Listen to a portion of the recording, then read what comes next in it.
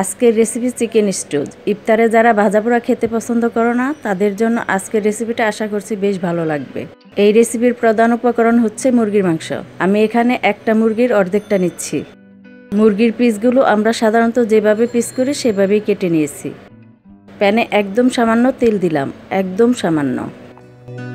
পেঁয়াজ কুচি দিচ্ছি 2 টেবিল চামচ।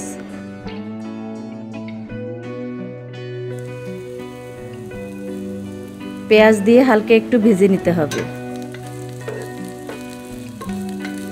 পেঁয়াজ হালকা ভাজা হয়ে আসলে পেঁয়াজ বাটা দিব 1 টেবিল চামচ। রসুন বাটাও দিচ্ছি 1 টেবিল চামচ।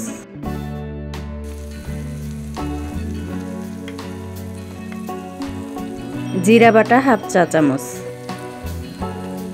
আদা বাটা দিচ্ছি 1 টেবিল চামচ। সাথে যাচ্ছে এলাচ, দারচিনি, তেজপাতা।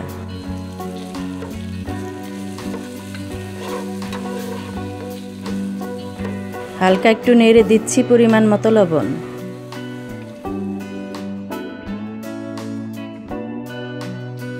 মশলা হালকা একটু কষানো হলে দিচ্ছি সামান্য একটু গোলমরিচ গুঁড়া।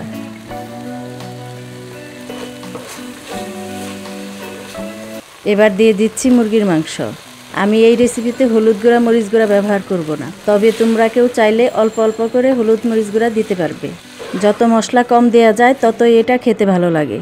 কিছু পেঁপে আর গাজর কেটে নিচ্ছি। সবজিটা যার যার পছন্দ মতো দিলেই ভালো হয়। আমি পেঁপেগুলো একটু বড় সাইজ করে কেটে নেব, এতে খাওয়ার সময় বেশ ভালো লাগে। গাজরটাও একটু বড় সাইজ করে কেটে নিচ্ছি। এবার সবগুলো দিয়ে দিচ্ছি মুরগির মাংসের সাথে। আবার কিছুক্ষণ কষিয়ে নিতে হবে। যারা আমার ভিডিওগুলো সবসময় দেখো তারা আমাদের ফেসবুক পেজটা ফলো করে রাখতে পারো, আর যারা চ্যানেলটা এখনও সাবস্ক্রাইব করোনি অবশ্যই সাবস্ক্রাইব করে রাখবে। এবার দিয়ে দিচ্ছি পরিমাণ মতো পানি। যেহেতু এটা দেখতে কিছুটা স্যুপের মতো হয় তাই পানির পরিমাণটা থাকবে একটু বেশি।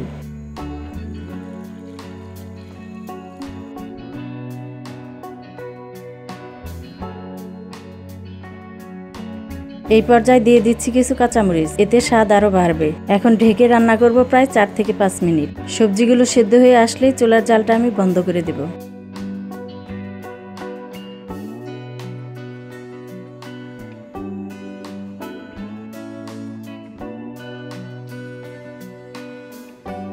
গরম গরম টোস্ট করা ব্রেডের সাথে এটা খেতে বেশ ভালো লাগে, তাই আমি কিছু ব্রেড টোস্ট করে নিচ্ছি।